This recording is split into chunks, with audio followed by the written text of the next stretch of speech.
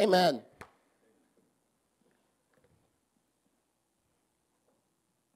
So we are in a series, like I said before, that we've been doing called Made Brand New. And for those of you who are either watching on the live stream for the first time this morning, or maybe you're here and you haven't been a part of this series yet, I just want to give a quick background of what this series is all about, and just what motivated it. Is I'm a fan of watching like remodel shows on HGTV, and one of the things that's really amazing about that is sometimes like there's shows like Fixer Upper, where what they'll do is they'll take a couple to a house that needs to be fixed up. And usually those houses have different kind of problems and those things like that in them. And many times when we walk into those houses, what we see are all the problems. But for people that have those kind of shows or people that do remodels, when they walk into a place like that, they don't see the problems, they see vision. They see the possibilities and the probability of what could be. And it's really cool sometimes what they'll do too is with that couple, once the couple have decided which house they want, sometimes what they'll do is they'll take them and while they're in the house, they'll talk about, well, this could be that, and if we open up this could be that, and if we look at that, this could be that, and sometimes they'll even do like a computer relay or a computer picture, a demonstration of what it, I could not find that word at all, apologize for that, but they'll do like a computer demonstration of the remodel that they have in mind so that you can kind of see what it'll look like. So what happens is when we look at all we see are problems, but with the person that does remodel, when they look at it, what they see is the vision or possibility of what could be. Now we take that and we apply that to our lives. Because many of us, we struggle when it comes to this idea of God loving us. Because what we do is when we look into the mirror, all we see are the problems. All we see are the challenges. All we see are those issues that hold us back, that are the setbacks. But what we don't realize is when God looks at us, what God sees is what could be. The possibilities of what could be, what's there, based upon what it is that he has done and the way that he has made us. And so it's important for us to, again, make sure that we have to ask ourselves, what is it that we're doing when we look at ourselves? What is it that we see when we look at ourselves? Do we see someone who is forgiven, or do we see someone who's a failure? Do we see someone who is broken, or do we see someone who is restored? Because here's one of my main points for today, and that's simply this, is your life is defined by what you see and how you see it. Your life is defined by what you see and how you see it. So it's important for you to begin to just recognize that aspect of your life. So what is it? What is it that I see? What is it that I see? And ultimately begin to ask yourself, do I see what it is that God sees? Do I see what it is that God sees? Because we all agree that life happens, right? Well, we'd all agree that life happens. And in the process of life happening, we find ourselves, and I would say that every single person in this room, in some way, form, or fashion, is damaged, or at least has been damaged. Every single one of us. Every single one of us. Now, we're either damaged by what life has done to us, or we're damaged by our response to what it is that life has done to us. But we carry that with us. And I want to let you know that here's what I'm hoping that Encounter is, and what we're continuing to build and to be, is we want Encounter to be a place where you can come and you can be yourself with your struggles, with your wrestles, and that you can be honest about whatever it is that you're going through. Now, I agree, it probably won't happen in a church service, right? It probably won't happen here.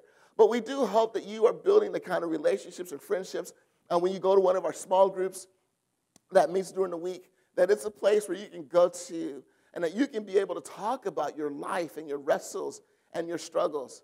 I grew up going to church. And I'll be honest with you, like a lot of the churches that I grew up in, there's no way you could talk about your problems. Because as soon as you would be what? You'd be judged. You'd be judged.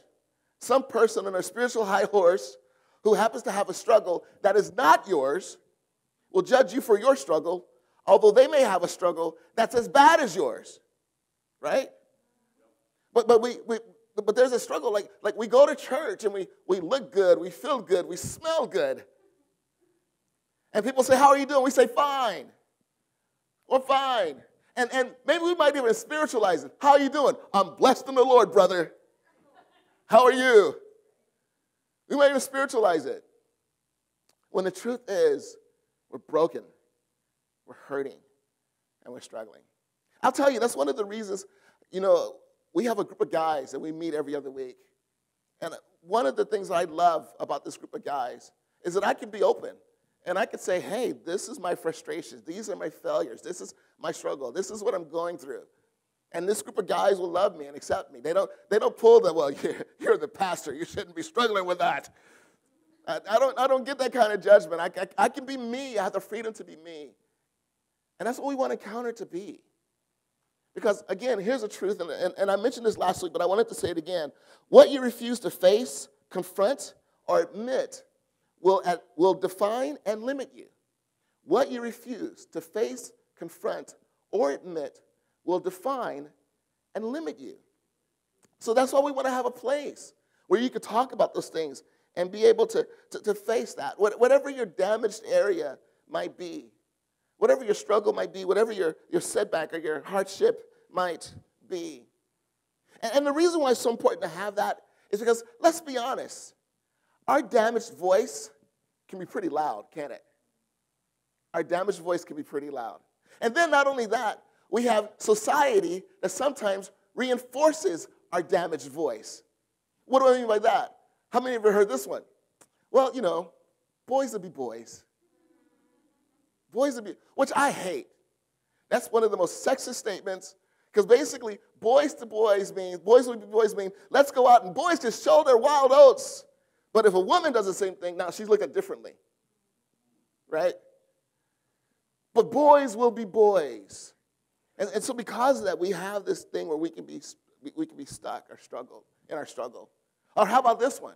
Once a cheater, always a cheater. Once a cheater, always a cheater. Those are the kind of things that our society says. And so we feel pigeonholed because of our damage. Or maybe you've been given a title because of your struggle. What do I mean by that? Addict, slut. I mean, we can go through the list of the different titles that we have put on us because of whatever it is that our struggle may be. And then what happens again is we look in the mirror and that's what we see. That's what we see. All we see is our struggle. And the weird thing is you may have stepped out of your struggle for years. It may have been years since you slept with someone. But still, when you look at the mirror, what you see is that title. You see that title. And so what we want to do over the course of this series is we want to be able to see that this adage is not true. What adage is that? A leopard can't change his spots. Is that another one that we hear sometimes too? A leopard can't change his spots. That's not true. God can.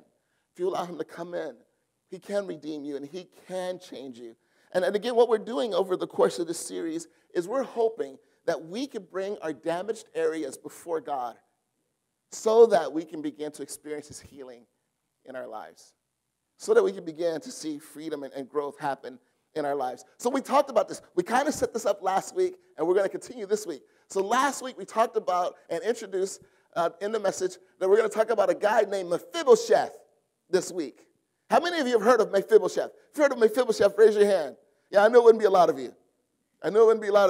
It's kind of like one of those things in the Bible, like, you just keep reading past it because I can't say that name, But Mephibosheth. Now, what I want to do is I want to give you a background of his story so we can kind of go into it. So what I wanted to do as well is sometimes I think it helps when you can put like a picture with the face, or a face with the picture or a face with the story. So that way when it goes on, you can kind of think, and it's kind of fun for me. Sometimes when I read the Bible, I'll put certain faces in places that makes it kind of fun for me.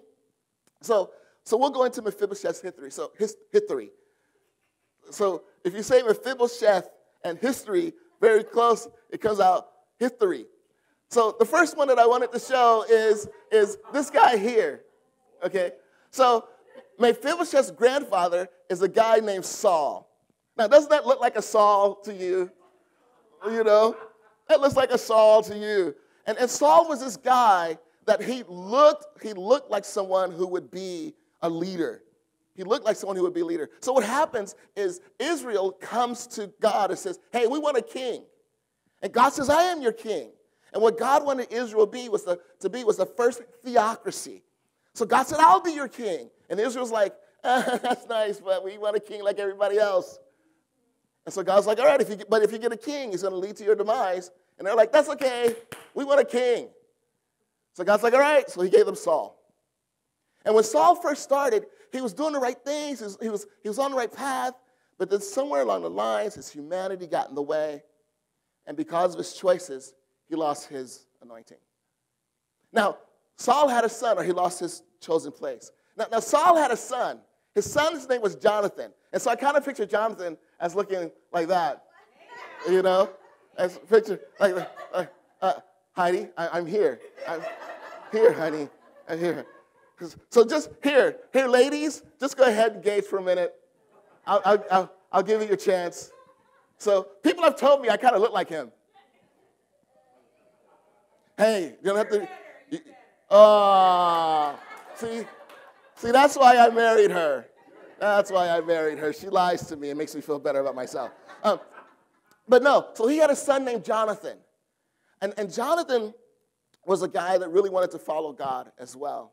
And Jonathan knew that he could look at his dad and he could see that where God's hand was on his dad at one point, but he could also begin to see some things in his dad was starting to change. His dad was starting to change. Now, in the Bible, it also talks about Jonathan's best friend. He had a hanging buddy. So when I think about Jonathan's best friend, I kind of think about this guy. You know, Thor. You know, but that guy. I was working out, and my arms were so Thor. Sorry. Sorry. Okay. Yeah, just stop. Just stop. Quit while you're behind. All right. So, but David was Jonathan's best friend. So it's funny because I knew that Idris would be a look for my wife, and my daughter is not here today but if she were here, she'd be all over Chris Hemsworth right now. She'd be like, I would have lost her. But you think about David, and David and Jonathan were best friends. They were best friends. And also, here's what's unique about David is God had a unique calling on David's life. Where once Saul lost his role, he kind of lost his direction, where he was going in. God said, you know what, that's not the guy that's going to continue to be the king of my nation. And so he picked a new guy. He picked David. But Saul was still alive, you know, at this point. Now, there's a relationship between David and Jonathan that we're going to explore and we're going to talk about in a minute. But now, who is Mephibosheth? So here's where we'll get to that. It says in 2 Samuel chapter 4, verse 4, Saul's son Jonathan had a son named Mephibosheth, who was crippled as a child. He was 5 years old when the report came from Jezreel that Saul and Jonathan had been killed in battle. When the child's nurse heard the news, she picked him up and fled. But as she hurried away, she dropped him, and he became crippled. So when I think of Mephibosheth, here's the picture that I think of with Mephibosheth. So there you go, Professor X for you guys. For those of you who are, well, it's a Marvel thing. But that's the picture that I think of when I think of Mephibosheth. Now here's the thing that I recognize is many of you are like Mephibosheth in this sense, that you've been damaged in your life, but the damage that you've experienced in your life is not your fault. It's not your fault. Many of us in this room are damaged because of what someone else has done to us. Maybe someone abandoned us. Maybe someone abused us. Maybe someone rejected us. Maybe someone ignored us. Maybe someone put us down. Maybe someone attacked us. But there was someone who did something to us that we're damaged by. Now, here's the part that's tougher that I think sometimes that we wrestle with, is some of us are damaged, but the person that damaged us didn't intend to damage us. Some of us are damaged, but the person who damaged us didn't intend to damage us. Like with Mephibosheth, like the call goes out. Saul and Jonathan are dead. Oh my goodness, what does this mean for all of his sons? And so she picks up this boy and she starts running with him. And then her size 14 shoe gets in the way. and she trips and she falls or something like that and she drops him. Imagine the guilt that you live with from that point forward, that you have basically you've crippled this kid, you paralyzed this kid. Imagine the weight of carrying that. But she was trying to do what was best. Some of us have been hurt because maybe you had a dad, and your dad didn't want you to have the same struggles that he had in his life, the same wrestles that he had in his life. And so what your dad did was your dad worked and worked and worked and worked. His heart was in the right place by wanting to give you, put you in a position where you didn't struggle in your life like he struggled. But as a result of overworking, he wasn't at your games. He wasn't at your plays. He wasn't involved in your life. Maybe you had a mom, and you had a helicopter mom. And the goal of your mom was she's just trying to protect you from pain and going through things in your life. But because your mom was always there for you, protecting you and watching over you, you've become codependent because of your mom always being there for you. Again, her heart was in the right place, but what happens is you got damaged even though she was trying to protect you. That happens sometimes. Or what about this?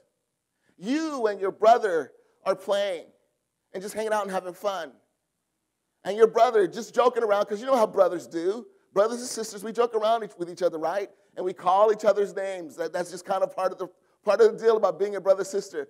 But what your brother does is your brother looks at you and he calls you fat. And he meant it as a joke. But something locked in. Because maybe you were already starting to struggle with your body image. And ever since then, you have wrestled with looking in the mirror and what is it that you see. Maybe you were joking around with your sister, and your sister called you stupid or dumb. And she wasn't trying to hurt your feelings, just having fun, just sisterly fun. But ever since that moment, you feel stupid. You feel dumb. So sometimes we're damaged in our lives, not purposefully. And I think that's the part that we wrestle with.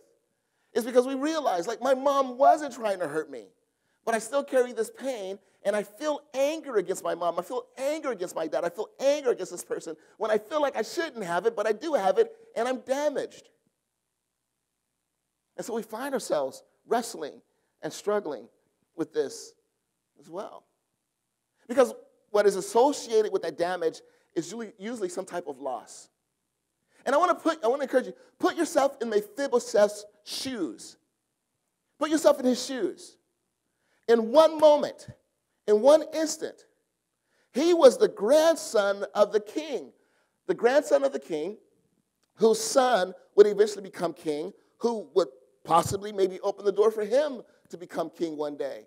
And in one instant, royalty is lost. In one instant, his future is lost. It's lost. Then not only that, they fled from Saul's compound. They fled from everything that he had known growing up. Everything that he had known, his home, the financial benefits of that. And now he's in this place, and we're going to talk about where he ends up at, but he's in this place where he's suffering now because of it. Where it's not even close. So he lost everything. He lost it all. But then, not only that, he was healthy, running around, doing what boys do. And in that moment, that's lost too. So when you talk about being damaged and the consequences that come along with that damage, Mephibosheth understands what it is that you're wrestling with, what it is that you're going through, what it is that you're dealing with. Because he's experienced that loss as well. But here's the thing. This story is not just about damage, is it? We're talking about restoration. We're talking about being made new. That's what this series is about. And so what we're going to do from this point forward is we're going to allow Mephibosheth to be representative of us who are damaged, who are broken.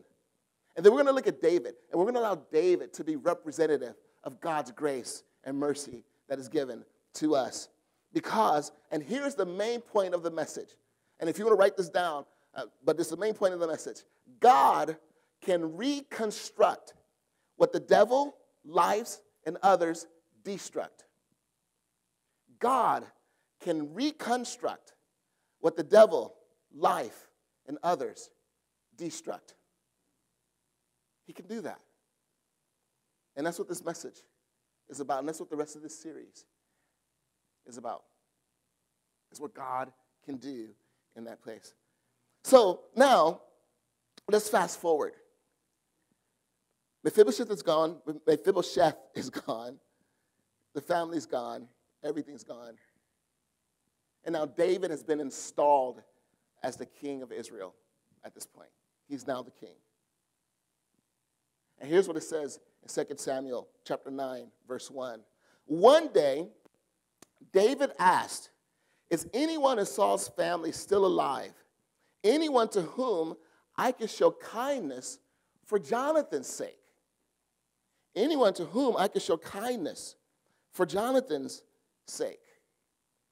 Now, for those of you that may not be familiar, Chris Hemsworth and Idris, remember, they were really great friends. They were best friends with one another. And so there's this one point where Samuel Jackson, Saul begins to realize that I don't have it anymore. I don't have it anymore. And now he looks at David, and everything that David does is successful.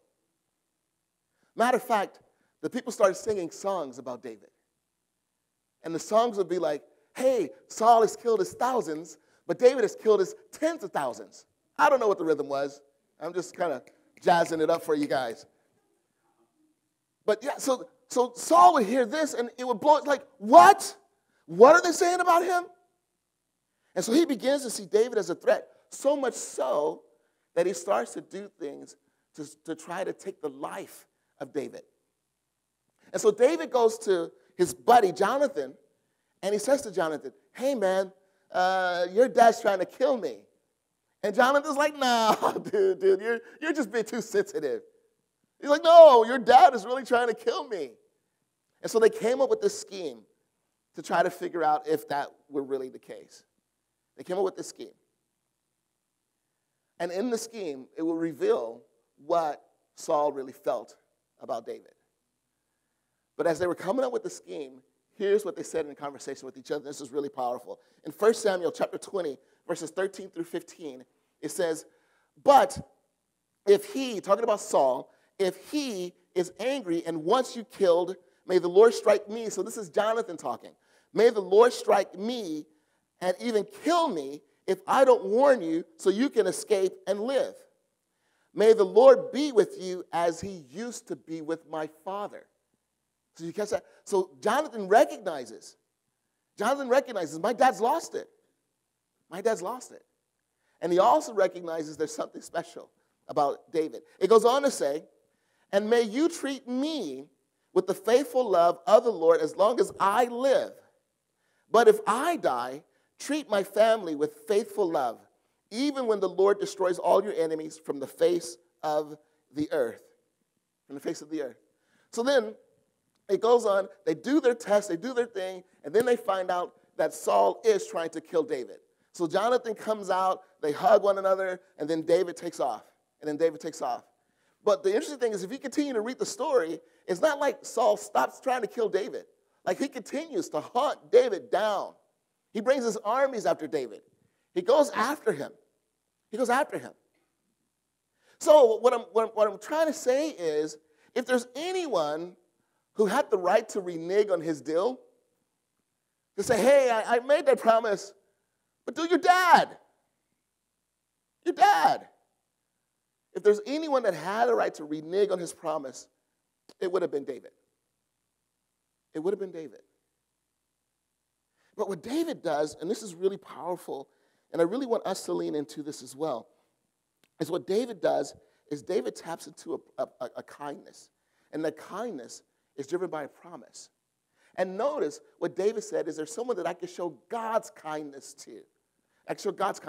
Matter of fact, let's go ahead and read 2 Samuel chapter 9, verse 3.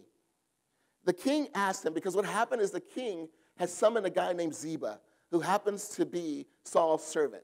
So he summons him, and here's what happens. Then the king asked him, is anyone still alive from Saul's family? If so, I want to show God's kindness to them. God's kindness. Not my kindness, God's kindness. Ziba replied, yes, one of Jonathan's sons is still alive. He is crippled in both feet. He's crippled in both feet. So now as we look at this, and this exchange that is happening in this conversation that's going on, there's some things I really want you to catch and that you should grab a hold of. But before we get there, as we're looking at this, David says, I want to show God's kindness. I want to show God's love, God's mercy, God's kindness. You know, sometimes, being honest, forgiveness seems impossible, doesn't it? Based upon the level of hurt, the capacity of the pain, the gravity and the weight of what someone has done to you, it seems impossible. That's when we have to learn how to try to tap into what David tapped into. Not my kindness, because you're on my last nerve. It's God's kindness. How can I find that kind of grace to be demonstrated in this moment? But David talks to Ziba, that's an interesting name, isn't it? Ziba. It just only needs an R. Zebra. Okay. All right, my jokes are off today. Actually, probably not today. Some of you go, okay. Tell the devil, no, not today. But David talks to Ziba, and Ziba introduces Mephibosheth. But do you know what did you catch what he said? Oh, there's Jonathan, but his son's crippled. He doesn't even say Mephibosheth's name. He doesn't even say his name. He identifies him by his damage. He doesn't even say his name. Now, come on. How many of us have experienced that? Where someone says you, and they point you out to someone else. They don't point you out by your name. They point you out by your damage. Oh, you know, don't talk to him, and he's messed up. They don't identify you by your name, they identify you by your damage. Now, here's the thing that's really interesting as well. I looked up Mephibosheth, because I just want to know, because many times in the Bible they have names, and the names have meaning, so it's kind of fun to look at those names. And Mephibosheth means, his name literally means this, from the mouth of shame. Like, Dad, you couldn't pick a better name. Because it's almost like his name predicted his future. From the mouth of shame. So again, here's this guy that's not even identified by his name, he's identified by his damage. And many times, think about it this way, when someone identifies you by your damage, are they trying to qualify you or are they trying to disqualify you? All right, they're trying to disqualify you. So basically in saying this, he's saying, hey, here's this guy, but really he's not worth your time. He's crippled. He has nothing to offer to you. He has nothing to offer your kingdom. He has nothing to offer. Now, not only do we have that, it says in verse 4, where is he? David asked, where is he? The king asked, in Lodabar, Ziba told him, at the home of Machir, son of Ameliel. So now, think about this. He's at this place called Lodabar. Lodabar. Now, why is that so significant? In Hebrew, the word lo means no. Dabar means thing. No thing. He's at the place of what? Nothing. So he went to the place of something, of everything. Possibly being the future king of Israel. To where now he's at the place of what? Nothing. Nothing. It says this, and I wanted to read this. This is from one of the commentaries I do research from sometimes. It says, of Lodabar, nothing is known, but it must have been east of Jordan. That's it. That's the description. Nothing is known. Nothing is known. I'm from Kentucky, originally. And I remember when I was a kid, my grandmother was involved in this organization where she would go to just different churches. And sometimes what we would do, I remember, is I would be in the back of the car, and we would drive from the city of Louisville. And you're driving around in the city all around. It's like, oh, this is great. This is fun. And then all of a sudden, like, chirp, chirp, chirp. You're looking around, and all you see are trees. And you're looking, and you're in the back roads. And it's kind of scary in those back roads, because this is the 70s. So it's kind of scary on those back roads. You didn't know what was going to come out. And being a black person on those back roads, man, it's scary. It's risky.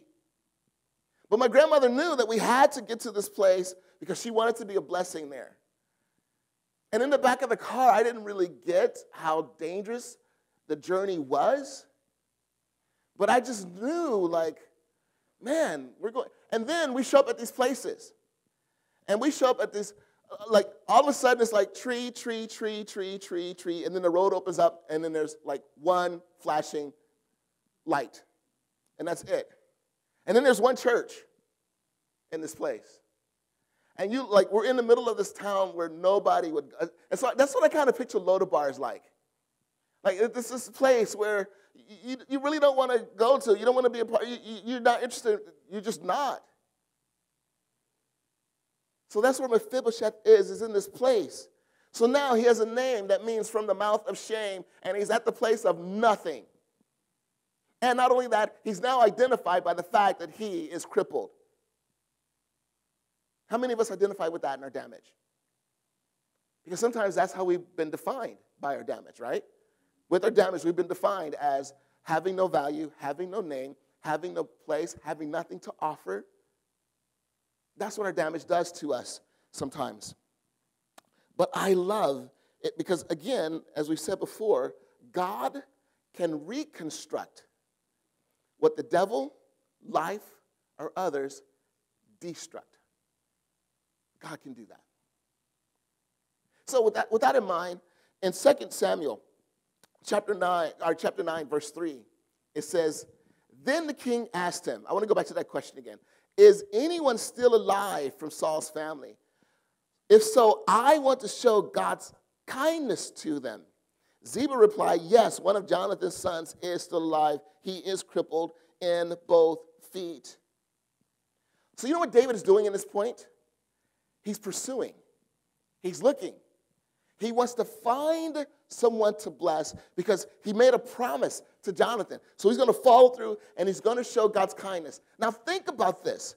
He's showing God's kindness to someone who's potentially an enemy. He's showing God's kindness to someone who could try to lay claim that I really should be the king of this nation. He's taking that risk. He's showing God's kindness to an enemy. And I really want you to understand this because I think sometimes, again, we wrestle with, why would God love me? Why would he love me? Well, in Romans chapter 5, we are reminded that God, it talks about how it's incredible when someone is willing to lay down their life for a friend. But it's even more incredible when someone is willing to lay down a life for an enemy. And here's the truth. Every single one of us were enemies of God. Every single one of us. When Jesus Christ died on the cross, we were still his enemy. We were still his enemy. We didn't care about Christ. We didn't care about this life. We didn't care about our sin. We didn't care about judgment. We didn't care about God. But God cared about us. And so if you look at yourself and think, I'm not qualified. No, he died for you when you were at your worst. When you were his enemy, he died for you. That's the kind of kindness that David is showing right now to Mephibosheth. He's showing kindness to a potential enemy. So again, I just want to say that none of us are disqualified from the incredible love that God has for us. Again, God can reconstruct what the devil, life, or others destruct. I'm in a pastor's group, and we meet once a month. And in our last meeting, we were talking about the incredible, because it was shortly after Easter. We were actually meeting at an Eastern Orthodox church here in Torrance, a Christian church, which is really ornate, and it's just really beautiful. But we were meeting there, and so we were just talking about, and so we were all going around the table, and we were talking about God's incredible grace. And there is this one pastor that, there's always that one pastor, and he's actually about to retire.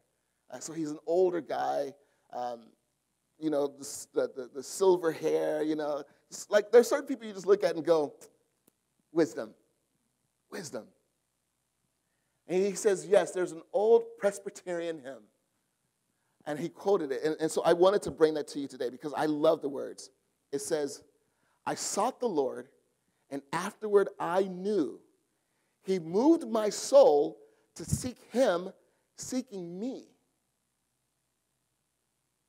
I love that. He moved my soul to seek him, seeking me. In other words, he's already seeking me. And so he's just moving me to seek the seeker. So I want you to know that God is pursuing you because he wants to show his kindness to you, his mercy to you, his forgiveness to you. He's pursuing you so that you can know his love. And I love this. And then it says, and this is beautiful, 2 Samuel chapter 9, verses 5 and 6. So David sent for him and brought him from Machir's home.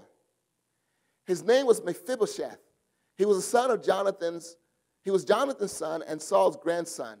When he came to David, he bowed low to the ground in deep respect. And David said, greetings, Mephibosheth. Mephibosheth replied, I am your servant. God will reconstruct what the devil, life, or others destruct. We could throw ourselves in with others. Destruct. For the first time, David doesn't call him by his damage. David calls him by his what? His name. David calls him by his name. Now that part where it says that he bowed low to the ground in deep respect, what it really, that word respect there actually means fear. That Mephibosheth was afraid for his life in this moment.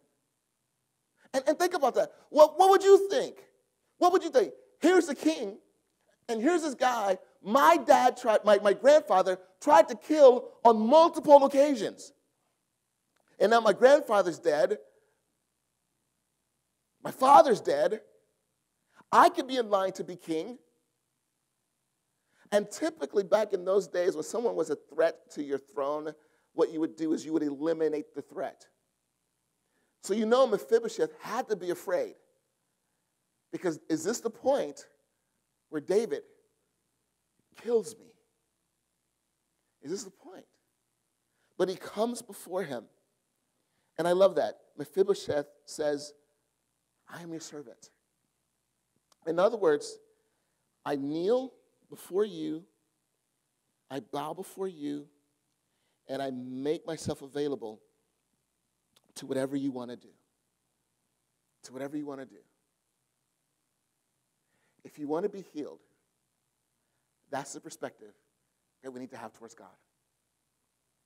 That we come and we kneel before him and we say, God, I make myself available to you to do whatever you want to do. To do whatever you want to do. But I love what happens in this passage. And then what I love by this, in James chapter 4, verse 10, it tells us this. It says, humble yourselves before the Lord, and he will lift you up in honor. He will lift you up in honor. So what happens? It says in 2 Samuel chapter 9, verse 7, don't be afraid, David said. I intend to show you kindness. I intend to show kindness to you because of my promise to your father Jonathan. I will give you all the property that once belonged to your grandfather Saul, and you will eat here with me at the king's table. And you will eat. So here's the name of this message is come to the table. Come to the table. Damaged all. Come to the table. Broken it all. Come to the table. Because here's what God says. It's God says, I have restored you and I have brought you to my kingdom. And I have restored to you everything that I desired to place upon you when I originally created you. And not only that, I invite you to have dinner with me at the king's table. Damaged all. Now notice that. when Mephibosheth would come to the table, were his legs healed? No. He was invited to come to the table, damage and all. Damage and all. Make sure you come next week as we continue to dig into Mephibosheth and his relationship with David to see where this goes. Make sure you come back next week because I think you're going to be really encouraged by what we talk about as we continue this series. But I really want you to just understand the incredible grace that God wants to show to you. He wants you, and he wants to invite you to his table. Why did Jesus Christ come and die on the cross and rise again? Because the Father wants to invite you to his table. To his table. And I love that. Again, there's a passage in Revelation that talks about, Jesus says, behold, I stand at the door and knock. And he says, if anyone will open the door, I will come in. For those of you that know the verse, I will come in and I will do what? I will sup with him. I will eat with him. And again, back in biblical times, the highest form of friendship that you could have with someone is to eat with someone. That's what God's inviting you to. So I want to invite you. Come to the table. Father, I just want to pray that we are able to see beyond our brokenness, to see beyond our wrestles and our struggles, to see beyond our setbacks. And Lord, that we will embrace the calling that you've placed upon our lives. Father, there's no doubt that we're damaged. There's no doubt about that. But the beauty of that, Father, is that you say, bring your damage to me because I desire to heal you and renew you. I desire to build you and strengthen you. I invite you to come and sit and eat at the table with me. So, Lord, I just pray that today will be the day that we do that. And all these things we ask in your name. Amen.